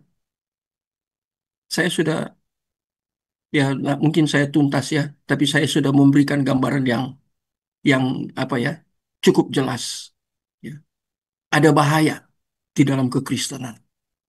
Apalagi ini dalam sejarah, Thomas Aquinas dalam sejarah. Ini dalam Alkitab, Roma 10 ayat 2 dan 3. Ya. Jadi apa yang ditulis Alkitab, itu terjadi dalam sejarah gereja. Saya kemarin lihat YouTube-nya. Ada seorang Katolik yang serang Pak Esra ya, karena Pak Esra khotbah hari Minggu itu. Saya sudah lihat. Saya ikuti yang gitu-gitu. Bukan hanya baca buku, lihat YouTube perlu. Dan ikuti. Saya dengar. Ya, saya teliti. Saya catat. Yang Pak Esra diserang bagian mana? Catat. Mengapa dia diserang? Alasannya apa? Catat. Ya, ini dia. Nah, sekarang coba kita lihat. Fantil bergerak dari mandiri menjadi kepenuhan. Nggak cukup hanya mandiri, tapi mandiri kemudian dia bergerak kepada kepenuhan. Kepenuhan. Tapi kepenuhan yang mandiri. Tetap mandiri tidak bisa dilepas. Mengapa dia mandiri? Saya sudah jelaskan di atas. Dia tidak akan dia dipengaruhi. Apa alasan konkretnya Allah tidak bisa dipengaruhi? Karena dia absolut. Dia mutlak. Beda kita manusia ini bisa jatuh dalam dosa. Saya sudah katakan buktinya ya. Dari segi Alkitab ada pergumulan dalam hidup kita. Kita akan bawa itu seumur hidup kita itu pergumulan tentang daging dalam kita yang harus kita lawan tiap hari. Cara berpikirnya dari kedagingan. Sarkinois. Cara berpikir kita bisa duniawi. Nah itu. Itu belajar dari Rasul Paulus ya. Bagus Bapak Ibu, saya baca bukunya Pendeta Billy Kristanto ya. Dia punya 2 gelar dari luar negeri ya. Dan bukan gelar-gelaran. Ya, saya saya ikuti kasusnya yang Pak Jokowi dikasuskan ijazah palsu itu ya. Itu ada anak-anak pinter itu ya. Saya ikuti YouTube-nya ya. Itu yang YouTuber Nusantara itu ya, yang bertemu dengan Pak Jokowi beberapa waktu lalu di Solo ya. Mereka hantam itu ya. Roy Suryo yang katakan saya akademisi hebat di dalam telematika. Padahal dia lulusan apa? Bukan ahli telematika dari UGM. Dokter Tifa. Dia bilang dia doktor. Padahal dia ditolak dari kampus yang dia katakan dia keluar dari dapat gelar doktor dari situ. Dia kuliah martikulasi tapi nggak pernah selesai. Tapi dia ngaku doktor. Ini yang bahaya loh. Si Rismon Rismon Sianipar itu ngaku dokter dari Jepang Yamaguchi. Begitu dicari sekarang kan teknologi gampang kan? Bapak Ibu umpamanya bilang dokter, saya bilang saya dokter ya. Dicari di dikti aja Bapak Ibu klik dikti ya. Tulis nama saya, nanti muncul itu ya. Saya ini sekolah di mana saja, lulusan tahun berapa, doktornya dari mana. Itu akan muncul semua. Nggak bisa dibohongin. Karena sudah teknologi. Jadi 2 orang itu keliru. Ini hanya perbandingan aja. Ada orang yang ngaku-ngaku membuat ya ini karena kesombongan. Ya. Padahal dia kapasitasnya bukan di situ. Pengakuannya aja. Banyak kan juga ambatuan model gitu. Pengakuannya dia hebat. Mungkin saja dia gelarnya doktor. Tapi isi kepalanya tidak menunjukkan bahwa dia doktor. Waktu dia memberikan argumentasi. Kasihan orang kayak gitu. Lebih baik kita. Sederhana aja. S1 tapi terus belajar. Ya, belajar dari apa referensi yang terpilih. Kita mungkin gelarnya hanya S1 atau S2. Tapi kepalanya, otaknya ini karena belajar secara mandiri ini. Isi kepala kita mungkin sudah PhD atau profesor. Kalau Billy Kristanto, oh dia gelarnya PhD, dia gelarnya doktor teologi. Sekarang dia lagi di mana ya? Oh sudah di Indonesia, lagi datang di Indonesia. Kapan hari dia lama di Jerman, pelayanan di Jerman dia. Dia dari sini, dari Surabaya sini, nggak jauh dari luar kota ya, luar sedikit lah. Krian dari Surabaya, Sidoarjo, Krian. Dia dari Krian. Anak hamba Tuhan dia, orangnya hebat. Nah, jadi kita lihat di sini ya. Sekarang kita lihat kepenuhan yang mandiri. Ini merupakan hal apa ini? Hal penting ya, urgent. Mengapa urgent? Sebab semua sistem metafisika yang komprehensif mencakup suatu hal yang bersifat mandiri. Metafisis yang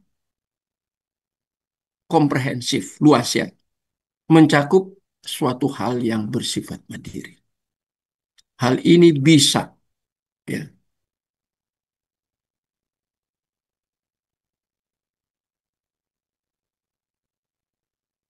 berupa penyebab yang tidak disebabkan.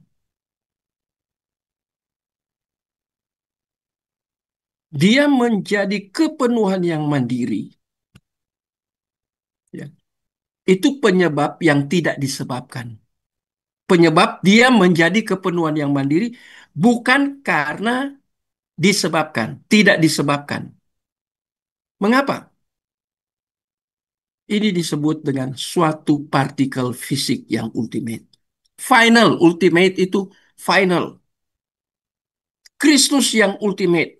Finalitas of Christ. Ya, kalau belajar kristologi itu sudah sampai ke level ya. Ya, kadang kita belajar umum ya. Finalitas of Christ. Supremasi Kristus. Itu dalam dunia kristologi kan belajar-belajar itu ya. Mungkin saya waktu kuliah dulu, waktu S2 masih belajar kristologi. Masuk ke S3, masih belajar kristologi. Kristologi bukan hanya di S1 kemudian sudah tahu semua. Oh, terlalu banyak, terlalu luas. Kadang ada STT memberikan pengajaran kristologi tapi tidak dilanjutkan. Nah, itu mungkin kita lanjut ke MTH, kita tidak dapat kristologi. Nah, itu kita harus otodidak. Harus beli buku, baca buku atau ke perpustakaan. Itu penting. Kalau saya kebanyakan beli buku, saya mempelajari. Tapi saya belajar kristologi sampai S3. Ya. Karena saya pernah S3 di STII. Pernah. Cuman saya tidak sampai selesaikan. Ya, saya sempat ambil Demis, doktor misiologi. Bukan Demis, Demin. Waktu buka, saya angkatan pertama di Surabaya. Ya, akhirnya bertambah kita sampai 60 lebih orang. Kuliahnya pertama di Hotel Garden Palace. Saya ingat itu ya di Hotel Garden ya dekat rumah aja saya jalan kaki nyampe samping Delta Mall Surabaya itu. Saya kan rumahnya dekat dengan mall. Saya jalan kaki aja ke situ. Saya kuliah di situ dulu. Harusnya saya selesai Demin dulu ya. Saya kuliah beberapa saya kuliah Demin di STI, kadang kuliah di Surabaya, kadang saya kuliah ke Jogja di pusat. Saya pergi kuliah, cuman saya tidak buat disertasi. Kemudian saya kuliah lagi Demis, STMIS yang ada di Jogja. Kita belajar juga kuliah di hotel, ya. Datang kuliah ya, on-site. Saya datang, ya. Itu sistem pembelajaran block teaching. Itu juga saya tidak tulis disertasi, karena yang saya kejar tuh ilmunya. Kalau cuman mau kejar gelar, saya punya 3 gelar, harusnya 4, doktor semua. Saya punya DTH juga, tapi sayang sekolahnya yang tidak mengurus. Saya lulus di situ DTH, tapi dia tidak urus sebagaimana seharusnya. Saya di wisuda DTH. Saya malah menjadi mewakili seluruh angkatan kami untuk menjadi salah satu pembicara waktu menjadi pembicara mewakili mahasiswa DTH waktu itu. Ya, kalau enggak saya mau kejar itu, bisa aja saya kejar sekarang. Untuk kemudian saya bisa ada 4 doktor karena saya kuliah beneran. Ya. Jadi kita lihat ya, lihat di sini, kembali ke sini. Ya, ini kepenuhan yang bersifat mandiri. Jadi dia tidak disebabkan. Dan ini dikatakan ini fisik yang ultimate. Kalau secara fisik ini partikel ini final. Suatu kesatuan abstrak di dalam realitas. Ya. Suatu kadang saya kecilkan ya, suatu bentuk atau mungkin peluang murni atau keacakan. Ya, menarik ini. Jadi dia ultimate, final. Ya, dia final, final itu. Final of Christ. Ya, kalau kita belajar tentang Kristus yang finalitas, mengapa dia disebut finalitas? Mengapa ada supremasi Kristus? Apa tuh supremasi? Oh, itu menarik, menarik. Saya belajar di bangku kuliah, saya beli buku, saya dalami. Ada ayat-ayat firman Tuhan saya cari dari bahasa asli. Benar nggak ini? Penulis buku ini tafsirkan seperti ini. Saya cari sendiri. Ya, jadi kita lihat di sini ya. Jadi keputusannya ultimate. Mengapa dia ultimate? Karena kepenuhan yang mandiri. Jadi dia mandiri, tidak diganggu, dia full, utuh. Dia tidak terpecah, kepenuhan yang mandiri. Sehingga ketika dia mengambil keputusan, keputusannya itu ultimate, final. Ketika dia mempredestinasikan seseorang, itu final. Apakah hilang orang yang dipredestinasikan? Nanti kita belajar itu. Tapi saya beri bocoran ya, sebelum kita sampai di situ. Bocorannya saya apa? Yang pertama, terkait dengan Roh Kudus ya. Nanti saya ketik itu semua di sini ya. Kita akan belajar sampai ke situ ya. Kita bertahap, tapi saya beri bocoran. Karena dia ultimate, dia final ketika dia memberi keputusan untuk menyelamatkan, itu sudah final. Orang yang sudah diselamatkan, secara hukum, nomos, Yesus sudah selesaikan. Tapi secara praktis kita masih ada pergumulan keinginan daging. Kita bisa mendukakan Roh Kudus. Tapi saya mau tanya, Roh Kudus bisa tinggalkan kita nggak? Ada yang bisa jawab? Tidak bisa, Pak. Apa dasar ayat firman Tuhannya? Roma 14. Forever, dia akan tinggal selama-lamanya. Itu Yesus loh yang ngomong. Jadi Roh Kudus yang sudah dalam kita, dia nggak keluar. Kita itu mendukakan Roh Kudus waktu kita mengikuti keinginan daging kita. Kita mengikuti keinginan duniawi. Bisa. Tapi Roh Kudus nggak keluar kan? Mengapa dia nggak keluar? Yesus ajarkan kita. Ah, bukalah, bacalah Yohanes 14. Mari, Yohanes 14 ayat 16 lah. Mesti baca lagi kan ini. Supaya nggak salah Yohanes ya. Pak, ya. Yohanes Yohanes 14 ayat 16. Yohanes 14 ayat yang ke-16. Aku akan minta kepada Bapa dan ia akan memberikan kepadamu seorang penolong yang lain supaya ia menyertai kamu selama-lamanya. Menyertai kamu apa? Selama-lamanya. Di dalam teks asli itu kata tinggal selama-lamanya. Roh Kudus tidak masuk keluar. Kita mendukakan Roh Kudus mengapa? Karena kita bisa dipengaruhi oleh keinginan daging kita, oleh keinginan duniawi kita. Bisa, tapi Roh Kudus dikatakan didukakan. Yang kedua, Roh Kudus itu dikatakan oleh Paulus apa? Dimeteraikan. Cap meterai. Itu cap meterai itu tanda apa? Meterai itu tanda apa? Hmm, Sah. Barusan saya diminta oleh Pak Reva ya, bidang akademik, dikirim formulir, saya baca, ya. Jam itu juga harus segera di-print, dikirim kembali, di-scan, kemudian dikirim kembali ke Pak Reva di Batam dari bidang akademik. Ditaruh materai 10.000, saya tanda tangan. Itu resmi, itu dikirim ke Dikti. Tentang status saya, dikirim ke Dikti, itu penting. Ada yang diminta dari Dikti, karena saya dosen tetapnya di STT RAI, maka diminta oleh Dikti, saya diminta Pak Reva. Sudah, kirim ke Dikti.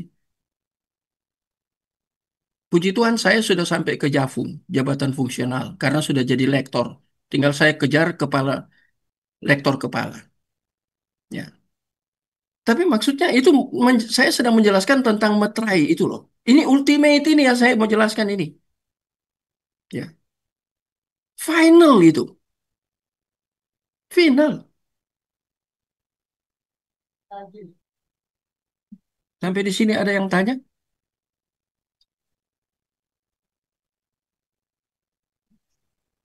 Ada Pak Moses. Silakan tuh ada yang mau tanya. Saya Pak Moses. Mari Pak Ben. Iya, terima kasih buat kesempatan yang diberikan. Saya ingin tanya sedikit tentang tadi Bapak singgung tentang Allah yang tidak berubah dalam keputusan berkaitan dengan Agak doa. keras Pak Ben. Atau saya Tadi punya... Bapak, ya, tadi Bapak jelaskan tentang keberadaan Allah yang tidak berubah Wah, dalam keputusannya iya. berkaitan dengan doa. Sedikit saya catat tadi, doa adalah berelasi dengan Allah secara intim. Hmm. Iya, yang saya mau tanyakan berkaitan dengan dua Raja-Raja 20, Iya, pasal iya. 20 itu tentang Hizkia sakit. Tuhan mengutus Nabi Yesaya untuk menyampaikan bahwa penyakit ini tidak sembuh, engkau akan mati. Tapi waktu Yesaya keluar, masih di pelataran, Tuhan suruh dia balik lagi. Bahwa doanya didengar dan dia diperpanjang usianya 15 tahun. Wah, itu. Itu sudah dibahas. Itu Saya bagaimana punya Pak materi untuk itu, bisa menjelaskan? ya. Ditambah Iya, usia 15 tahun ya. Betul Pak Ben ya? Ditambah. Apakah Allah berubah? Enggak, itu penetapan. Nanti mungkin saya kirim bahannya. Tapi di situ seakan-akan, dalam tanda kutip ya, dalam tanda kutip, Allah berubah. Sama seperti ungkapan Allah menyesal. Ya, saya sudah pernah katakan di kelompok kita yang belajar malam ini ya, ada satu rekan saya, kakak tingkat, ketika dia menulis skripsi, dia menulis tentang ungkapan Allah menyesal. Kalau Allah menyesal kan Allah berubah. Nah, tadi Pak Ben tanyakan itu dua raja-raja 20. Allah sudah menetapkan sekian. Kemudian Allah kemudian berubah, dipanjangin umurnya. Apakah berubah? Setelah diteliti di eksegesis, itu dia tidak berubah. Dia tidak berubah. Nanti saya berikan apanya ya, berikan jawaban konkretnya itu harus saya buat dalam bentuk eksegesis. Ini janji saya ya. Nanti saya ketik di sini, kemudian kita kan ada grup ya, Bapak Ibu yang belum masuk grup, segera masuk grup, kemudian saya akan kirim. Karena di dalam apa yang Pak Ben tanyakan ini, itu banyak orang katakan, lihat, itu bukti Allah berubah. Ada juga tadi saya perbandingkan dengan ungkapan Allah menyesal. Maka menyesallah Allah. Apakah Allah berubah? Nah itu. Saya punya punya apa? Dari teman saya dia nilainya A ketika dia buat skripsinya. Makanya saya fotokopi. Dan skripsinya sampai hari ini ada di tangan saya. Masih ada di rak buku saya di dalam. Ya, saya simpan. Ya. Jadi ini pertanyaan penting sekali dari Pak Ben. Sangat penting. Di situ kelihatannya kan Allah berubah, termasuk ungkapan menyesal. Sama aja itu ya. Allah sudah ya. menetapkan, Allah berubah, Kejadian perpanjang lagi pasal 6 15 itu. tahun. Enggak. Memang dia sudah tetapkan untuk hidup sampai, tapi di sini ini ada warning, peringatan kan, ya, untuk memotivasi. Tapi sebenarnya Allah mau dia tetap hidup sampai 15 tahun ke depan. Ya, itu ini singkatnya aja ya. Tapi nanti saya akan memberikan eksegesis yang penting untuk hal ini. Ya, jadi itu Pak Ben. Terima kasih itu mengingatkan saya. Tapi saya sudah pernah bahas itu. Kemudian tulisannya ada di saya dan ada teman punya skripsi yang sampai hari ini saya pegang. Jadi itu pertanyaan yang bagus. Ya, terima kasih Pak. Ada lagi yang mau bertanya? Mau bertanya Pak Moses, Ya, mari Pak. Gini Pak Moses, self existent ini kan tadi kan dibilang Pak Moses fundamental ini Pak Moses kan. Bagaimana? Sementara Sekali dari lagi kurang keras suaranya ini. self existence ini kan ajaran yang fundamental gitu Pak Moses, Aha. yang dasar gitu. Padahal banyak pemahaman orang yang salah gitu. Karena apa? Banyak orang memahami bahwasanya doa dapat mengubah, ketekunan dapat mengubah, ya, Betul. ketaatan dapat mengubah, kan begitu Pak Moses.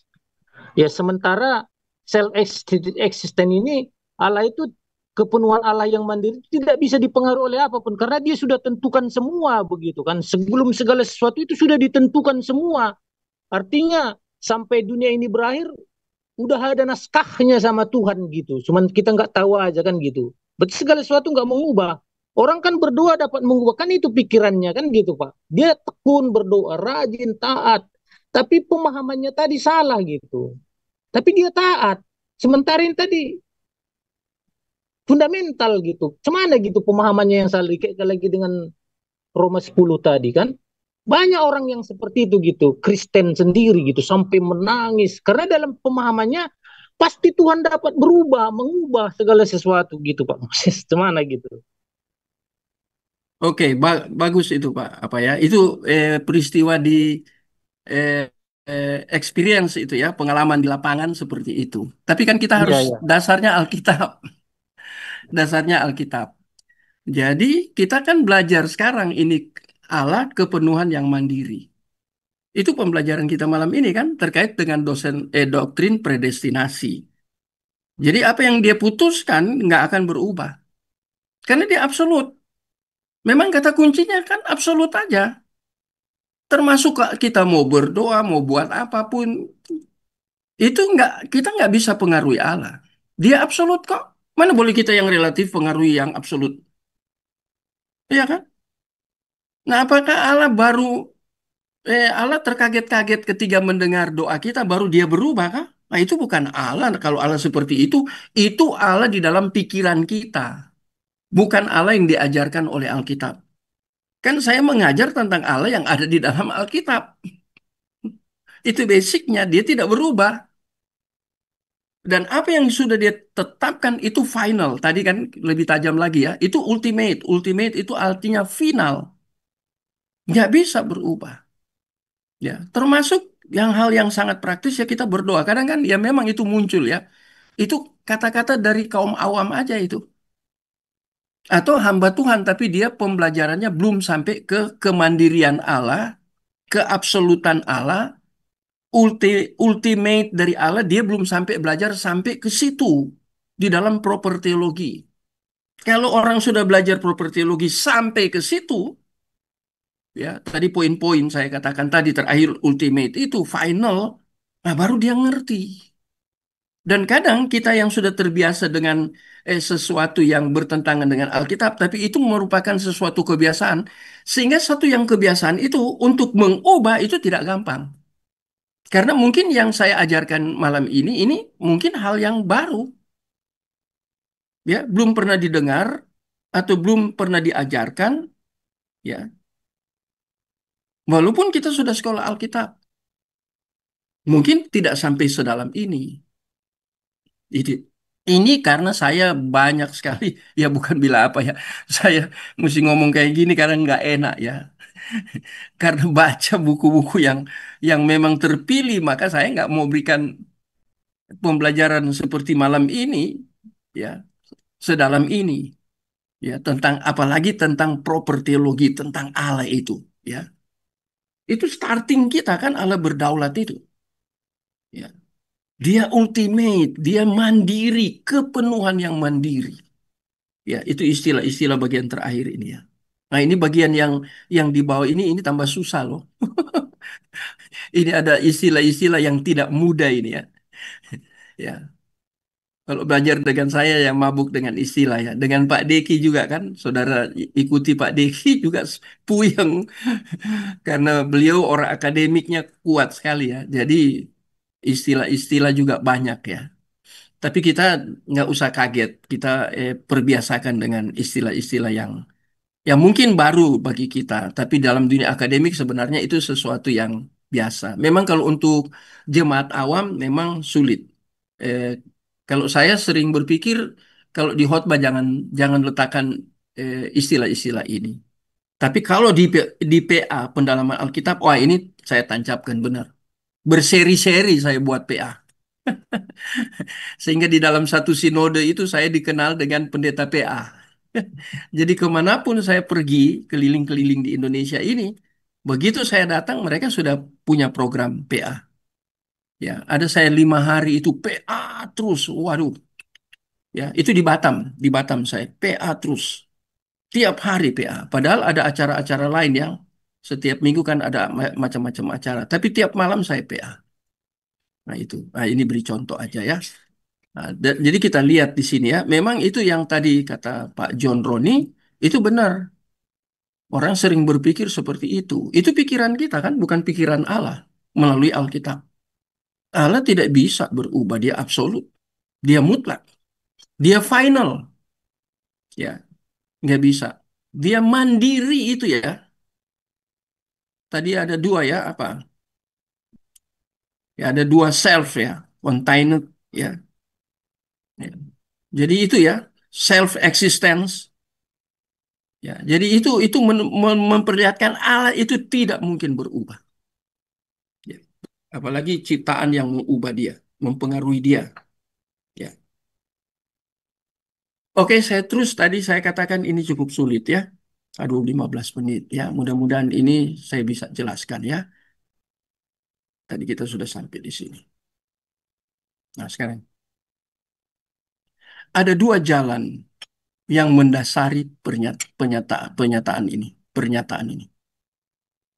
Ya, nanti tentang ultimate ya. Yang pertama adalah mengekstrapolasi ya. Nanti ekstrapolasi lihat artinya ya di ini ya, perluasan itu ya, tentang masalah perluasan. Mengekstrapolasi realitas terbatas.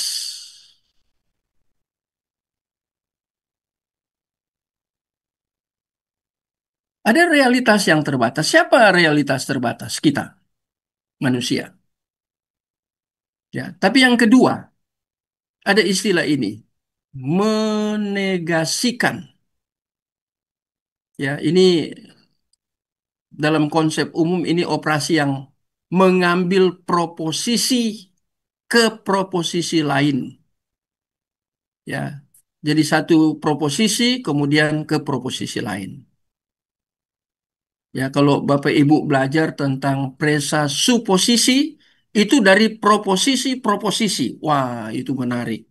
Ya, Di- sampai di situ saya akan ngajar-ngajar yang seperti ini. Ya, jadi ini menegasi. Kalau yang pertama ini keutamakan ya, mengekstrapolasi ya, realitas terbatas.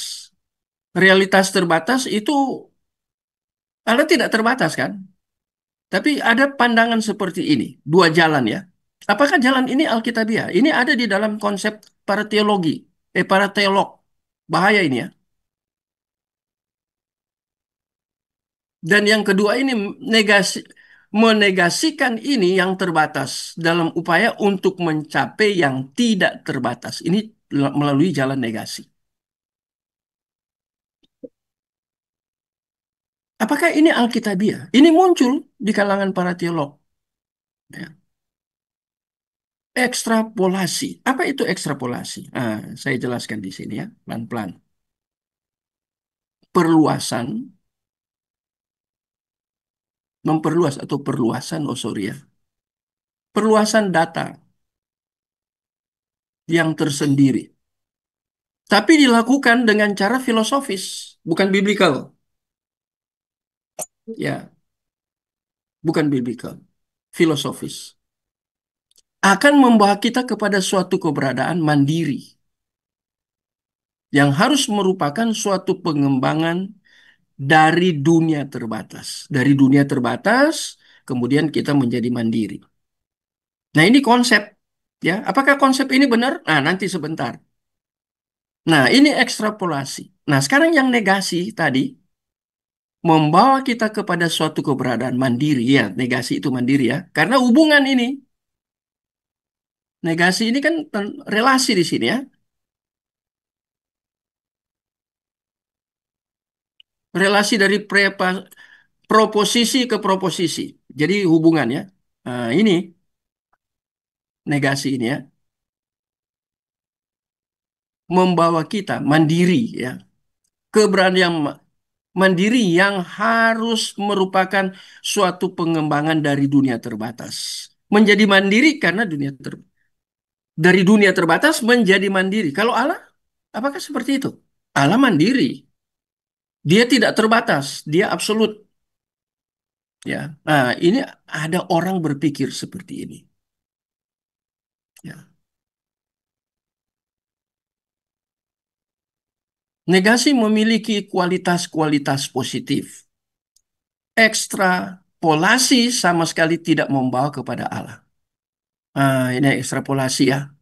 Tadi itu ya. Realitas terbatas bagaimana mau ke Allah?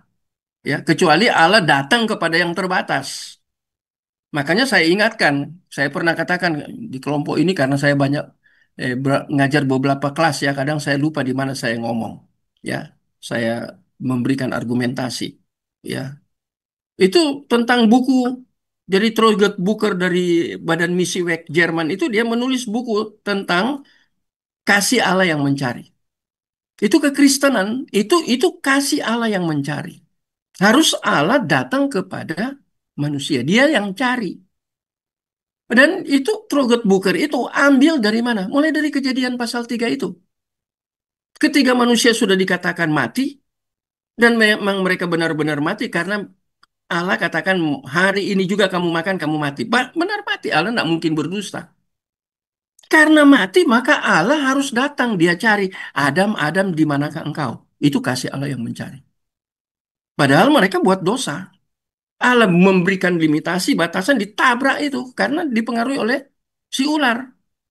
Maka Allah datang mencari orang berdosa yang sudah mati secara rohani, putus hubungan dengan Allah. Allah berinisiatif cari. Itu Trogat Booker nulis itu. Ya. Jadi tidak bisa. Jadi ekstrapolasi sama sekali tidak membawa kita kepada Allah. Melainkan hanya kepada suatu alam semesta yang lebih besar. Nah, masih terkait dengan ciptaan. Negasi membawa kita kepada kekosongan. Negasi. Kedua-duanya tidak membawa kita kepada kepenuhan dari Allah Alkitab. Lihat dua konsep ini ya. Keduanya membawa kepada pemikiran suatu lingkaran. Ya, putar. Ya, ya. Cycle. Kalau Bapak Ibu belajar ya. Cycle dengan linear. Ada bukunya di saya. Hidup kita bukan berputar-putar terus di sini. Kayak apa ya, kalau di Jawa itu bilang gasing itu permainan anak-anak itu ya. Yang ditarik itu kemudian dia putar di tempat. Itu ditawarkan dua konsep. Yang tulis itu Hofker.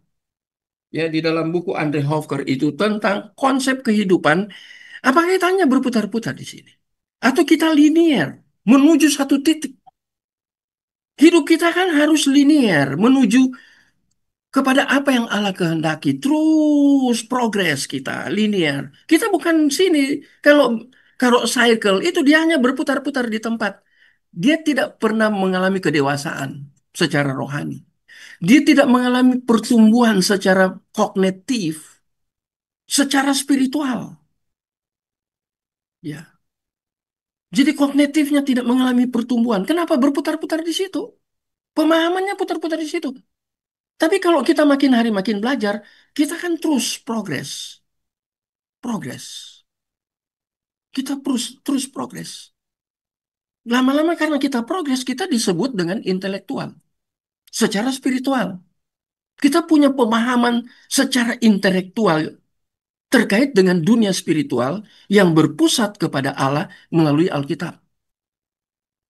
Jadi kita harus memilih hidup ini. Apakah kita, Henry Howard katakan, apakah kita hidup kekristenan itu cycle terus berputar di situ? Atau kita linear? Dua pilihan. Karena saya mau jelaskan ini. Lingkaran ini. Keduanya membawa baik yang tadi itu ya, ekstrapolasi, dan juga negasi ini pemikiran itu menjadi lingkaran.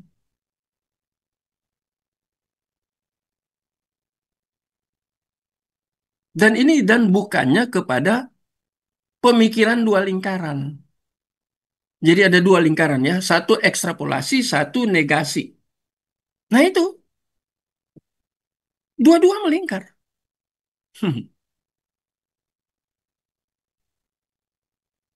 Kalau kalau sekarang saya tanya jujur, ya tinggal 6 menit ya. Saya tanya jujur, hidup kita terus gitu kan? Circle atau linear? Pemahaman kita tentang proper teologi makin linear. Sorry. Pemahaman kita tentang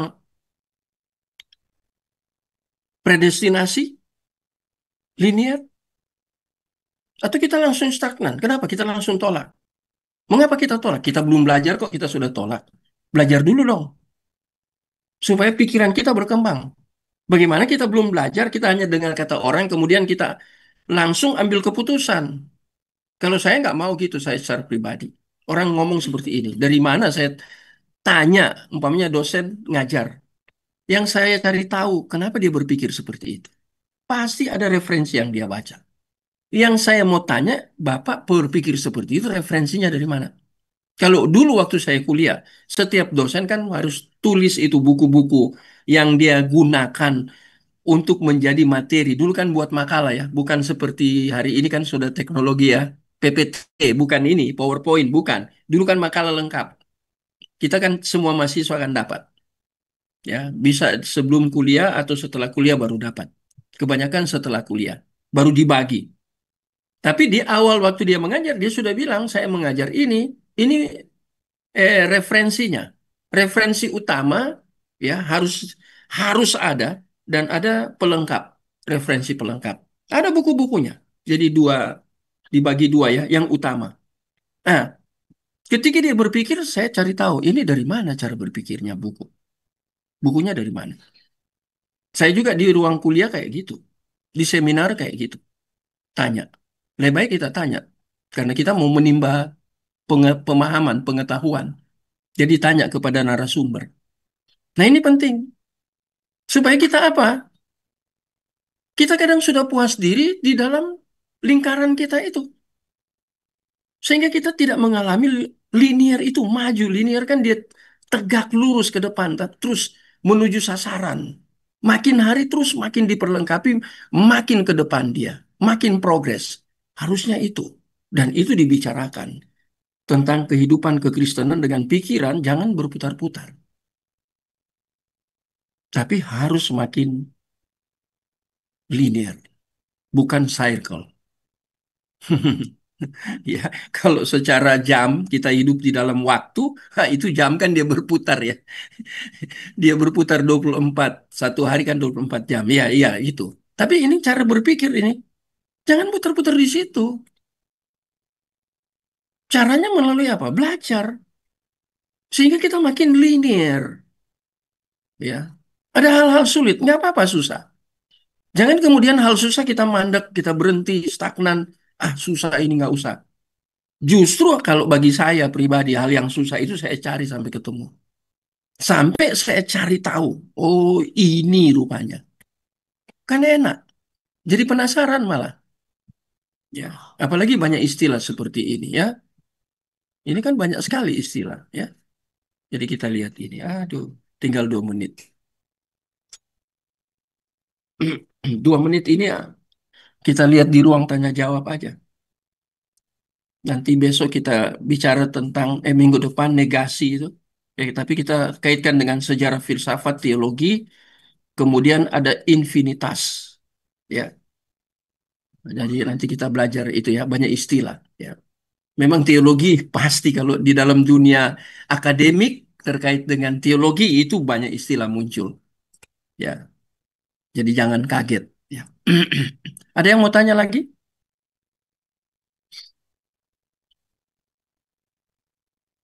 Sudah cukup? Pastor Denny mau tanya? Atau yang lain-lain ada yang mau tanya lagi? Belum, terima kasih Pak. Salam Pak. Salam Pak. Iya, Dennis mau tanya, silakan. Yo, ini Pak, materinya ini kan bagus kan. Kalau ini bisa dibikin silabus Pak, biar bagi-bagi sama kita. Materinya bisa di apa Pak? Apa namanya bikin silabus Pak, biar bisa ini bagi-bagi sama kita Pak. Mungkin akan bisa lebih ini kan Pak, bikin silabusnya Pak. Kalau Bapak ada waktu sih, karena materinya kan bagus kan. Oh, nanti Ringkasannya pas lagi. saya kirim kirim materinya ya, Oh iya kirim Pak, materinya. Iya, kasih iya Pak. Pak. Itu betul yang tadi Dennis bilang itu silabus itu yang saya maksud ya kalau di I3 selalu dengan silabus. Jadi belajar dengan silabus. Itu kalau sekarang itu apa ya? Rencana pembelajaran itu KRS ya, kartu rencana pembelajaran itu.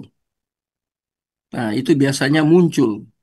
Cuman orang-orang yang seperti saya sebenarnya kan sudah ada materi-materinya.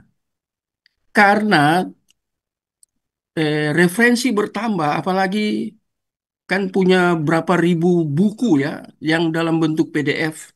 Wah, itu membuat materi itu menjadi ada bukan dibuang materi lama, tapi ada terjadi pembaharuan-pembaharuan. Dulu kan saya mengajar masih belum PPT, masih makalah. Makalah saya banyak, setumpuk ya, karena saya banyak mengajar di banyak sekolah teologi ya, jadi dosen tamu. Jadi makalahnya setumpuk. Harusnya makalah itu dimasukkan menjadi apa nih? Buat PPT ya, PPT. Kemudian yang apa lagi ya? Ini tentang masalah materi-materi seperti ini. Ini ada buku-buku referensinya. Tadi saya sudah katakan ya beberapa buku referensi. Saya ambil dari situ ya. Nanti ini menarik ya. Saya akan mengajar dari apa? Pink buku ini. Masih tentang kedaulatan ya. Tapi saya tidak ambil semua. Saya hanya ambil tentang makna kedaulatan Allah. Kemudian kedaulatan Allah dalam karya penyelamatannya. Ini saya ambil ya dari situ. Oh, dia dari Moody Bible Institute ya. Jadi institut dia dari dia orang Inggris tapi ke Amerika ya. Ini buku dikirim karena saya member ya, dikirim.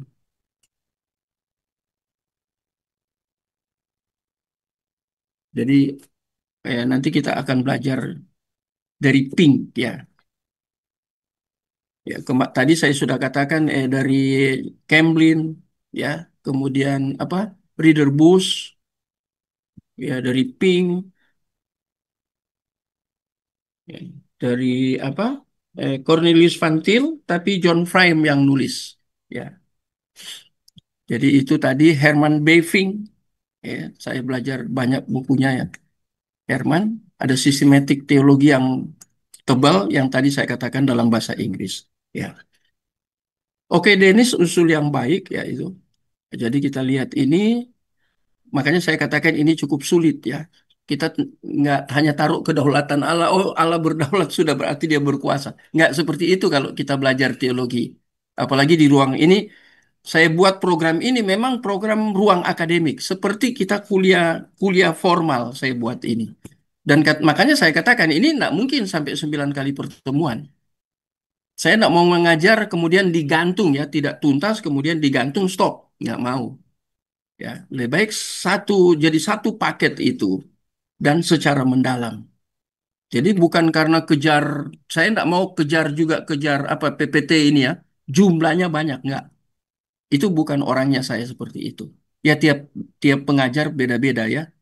Tapi ada orang yang penting saya sudah sampaikan sepintas. Saya bukan orang seperti itu dalam mengajar.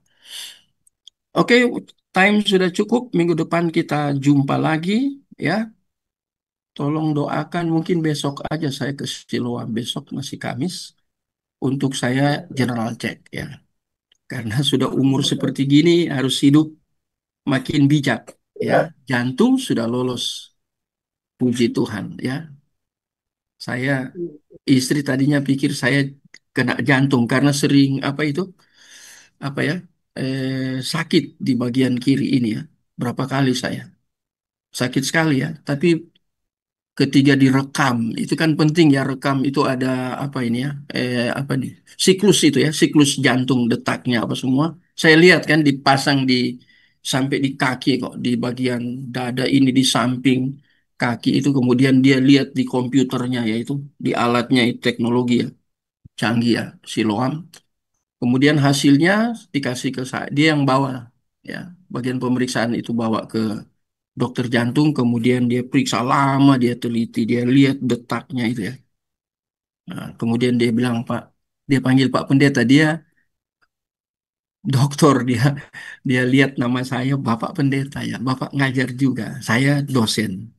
Nah, jadi akhirnya kita diskusi, padahal dia pakai kerudung ya di Siloam. Saya tahu Siloam itu kan punya James Riyadi ya, yang juga pernah belajar di STT Reform dengan gelar Master of Art. Itu bapaknya dulu Mokhtar Yadi ya, orang pengusaha yang sukses. Sekarang James Riyadi begitu hebat. Ya. Nah, jadi itu rumah sakitnya. Puji Tuhan. Ya, saya pikir sudah saya tidak lagi berlama-lama. Ya, kita akan tutup dalam doa. Minta Pak Ben tolong tutup dalam doa. Mari Pak Benyamin.